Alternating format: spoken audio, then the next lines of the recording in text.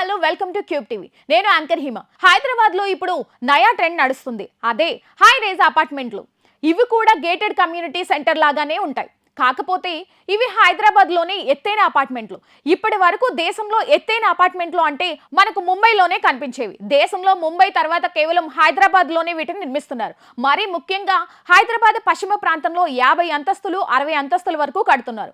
త్వరలోనే 65 అంతస్తుల building tower కూడా కడతామని రియల్ సంస్థలు చెబుతున్నాయి. హైదరాబాద్లోని ఇతర ప్రాంతాల్లో మాత్రం 30 నుంచి 40 అంతస్తుల వరకు కడుతున్నారు.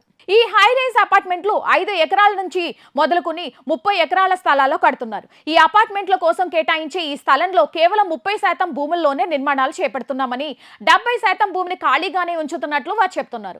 ఒక ఎకరం స్థలంలో 100 నుంచి 200 వరకు ఫ్లాట్లు కడుతున్నారు.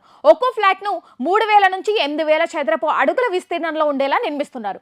ఎత్తు పెరిగే కొద్దీ నిర్మాణ ఖర్చు పెరుగుతుంది కాబట్టి ధరలు కూడా అందుకు తగ్గట్టే ఉంటున్నాయి. అయితే ఇందులో క్లబ్ హౌస్ల నిర్మాణాలు కూడా భాగంగానే ఉంటున్నాయి. కొనే ముందు ఈ క్లబ్ హౌస్ల గురించి కూడా తెలుసుకోవాలి. ఒక 1000 ఫ్లాట్లు ఉంటే 50,000 చదరపు అడుగుల విస్తీర్ణం కలిగిన క్లబ్ హౌస్లు ఉండాలి.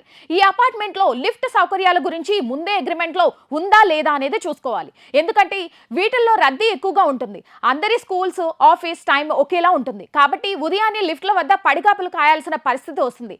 ఆ విషయాలను ముందే తెలుసుకుని కొనుక్కోవాలి. అలాగే ఏ అంతస్తులో కొనుక్కుంటే బెటర్ అనే డౌట్ కూడా చాలా మందికి ఉంటుంది. ఎక్కువగా సౌండ్ పొల్యూషన్, ఎయిర్ పొల్యూషన్ రావద్దు అనుకుంటే 5వ అంతస్తు నుంచి మీదకే కొనుక్కోవాలి.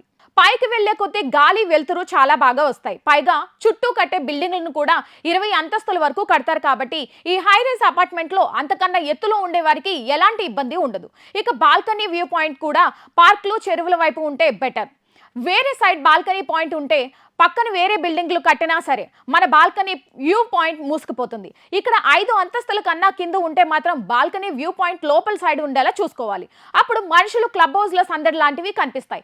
5వ అంతస్తు నుంచి 20 అంతస్తుల మధ్యలో ఫ్లాట్ కొనుక్కుంటే బెటర్ అని అన్ని రకాల సదుపాయాలు ఉంటాయని రియల్ ఎస్టేట్ నిపుణులు చెప్తున్నారు.